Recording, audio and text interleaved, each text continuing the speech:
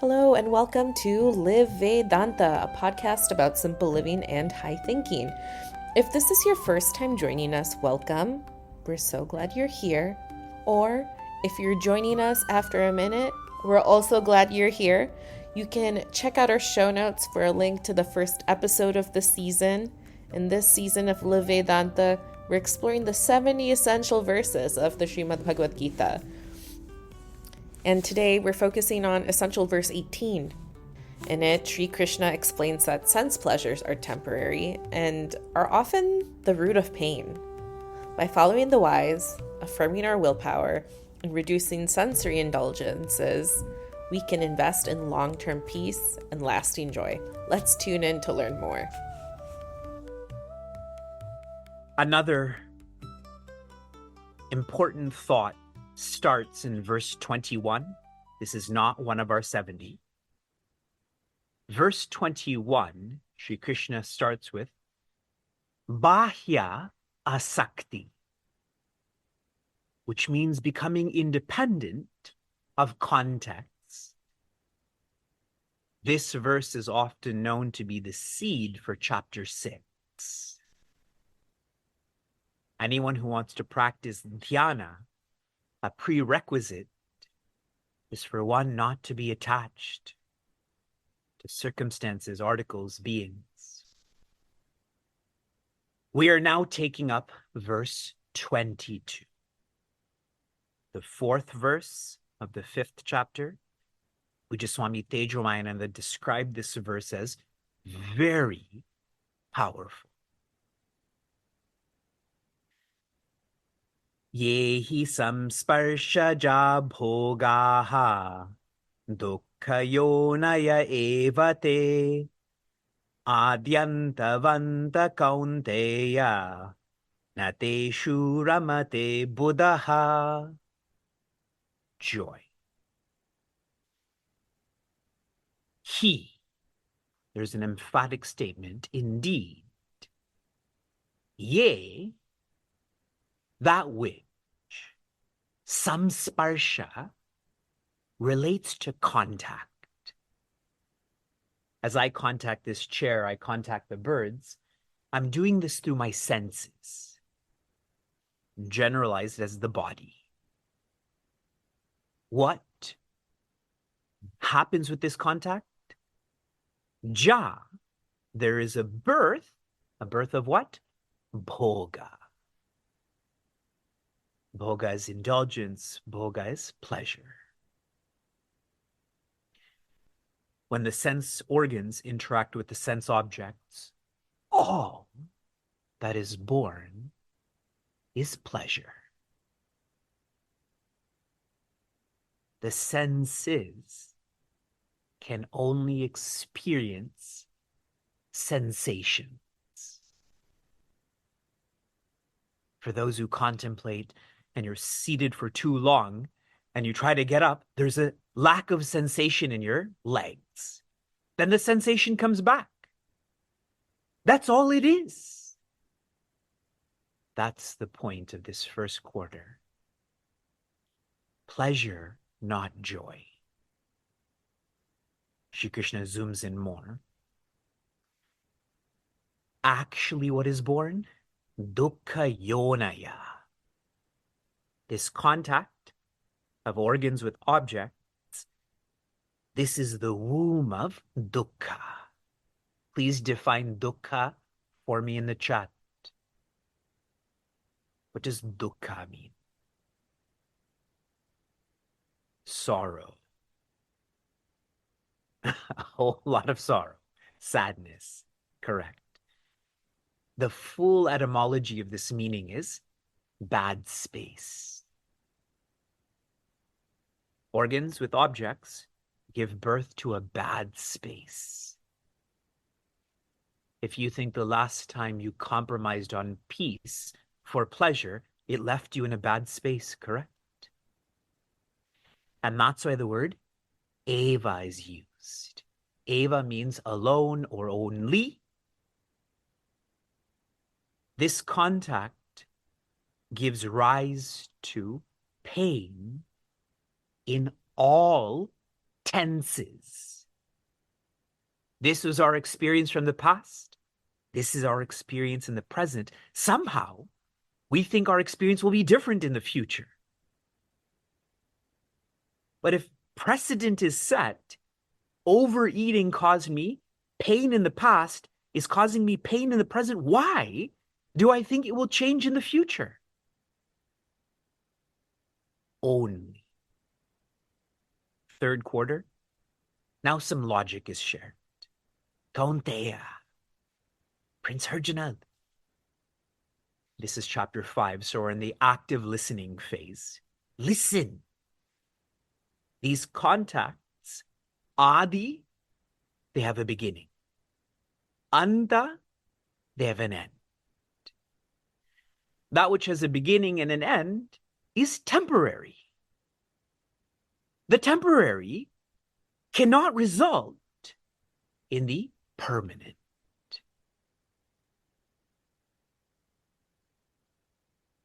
Do you require 150 verses for this to be clear? The temporary cannot result in the permanent. Those who want peace, they still live for the temporary. Those who need peace, they live for the permanent. Some reflections on how we can follow this logic. Whenever you have that distraction of choosing peace or pleasure, try to affirm to yourself, say it out loud, at least think it, I have willpower. When you feel you have willpower, you become stronger than world power. Affirm this.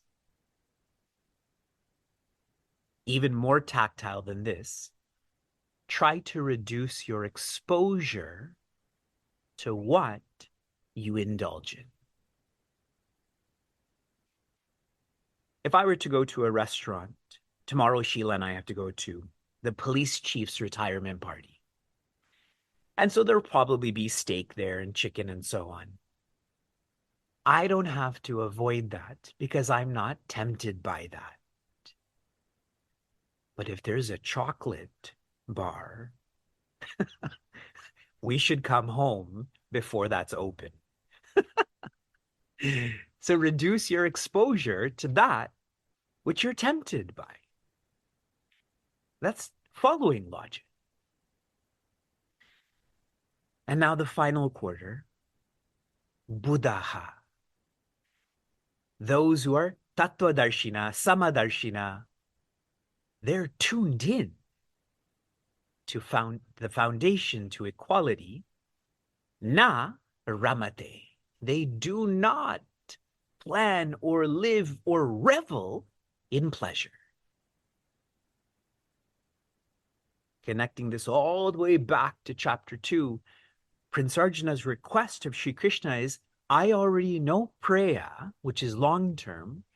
I need guidance in Shreya, which is, did I say long-term? I meant short-term. Preya is short-term. I need guidance in Shreya, which is long-term. The wise do not compromise on the long-term for the short-term. In Narada Bhakti Sutra, I've been emphatic about being uncompromising. In Prithvi Seva Sangha, I've been emphatic about not living by convenience. Do not give up the long term. Puja Swami Tejo Mayananda had shared, wise people, they have an efficiency in their effort. You put in 10 hours of effort, you get a little bit of pleasure. You put in 10 hours of effort towards self-development, you get a lot of peace. An efficiency of effort. This verse is very powerful because we have to redefine what wisdom is, what it means to be Buddha.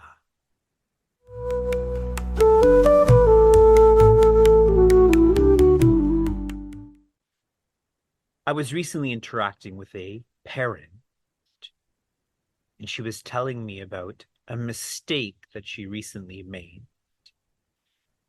and how this mistake has fermented into regret. She started to cry. I tried to share with her, and I'm sharing with you, all from what Shri Krishna has shared with us. We are not the worst. Shri Krishna at one point had taught us that even the worst can become pure, can become peaceful. We are not the worst. The fact that we even use the word Krishna is indicative that we are not the worst. If you still are one who gets lost in mistakes and regret and the worst, remember, it is the ego that made the mistake. It is the ego that regrets. It's the ego that is the worst. You are not the ego. You are the divine. When I was growing up, there was always praise for the Hubble telescope.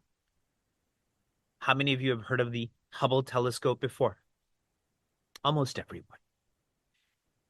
Then in 2021, the James Webb Space Telescope was launched. And this is 100 times more powerful than the Hubble telescope. How many of you know about this? I'm sharing these references with you because what the James Webb Space Telescope is for the outside, Bhagavad Gita is for the inside. Bhagavad Gita is synonymous with Vedanta. Veda means to know. Divinity is in the details. And Anta is inside. Inside of life, inside of you. Bhagavad Gita begins with the theme of fear. That's chapter 1. Chapter 2 is fearlessness, but another way to think about this, if chapter 1 is the symptom, chapter 2 is the source of that symptom. If the symptom is fear, the source of fear is selfishness. Those in our Dialogue with Dharma course tonight, I will be teaching about self-centeredness. Not that you need to be taught about that. This is just a natural understanding of ours. Then chapter 3 begins the solution to the source of the symptom, and that is dedication. Chapter 4, dedication with deservershiplessness. Chapter 5, dedication with deservershiplessness and doershiplessness. A doer is synonymous with one who feels they are the creator. Some feel they're the creator with a capital C. They're that self-centered, but in a more relative way. A creator is one who feels they can create what they need, that is joy.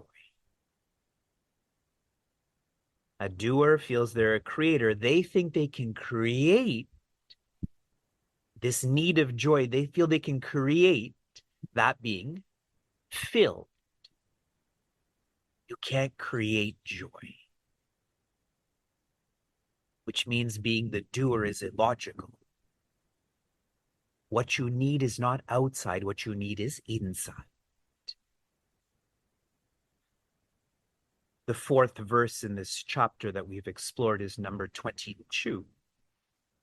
In verse 22, there is a strong message about those who are wise. They are inward looking. Those who are unwise or outward looking. Swami Tejomayananda had shared, those who have a love for the external are led to a great hell. Those who have a love for the external, pleasure, possession, position, they're being led to a great hell. But please remember, they're leading themselves. Your purpose is your purpose. If you've enjoyed this episode, share it with a friend. You can follow us on Apple Podcasts, Spotify, and of course on the Simplecast browser. This whole season of Essential Love is accompanied by an ebook by the same name. You can check out our show notes about how you can download the Essential Love ebook, which includes tools for deeper reflection on each of the verses. They go hand in hand. You can find all of this and more at chinmayaniagara.com. Until next time, inspire, love, be.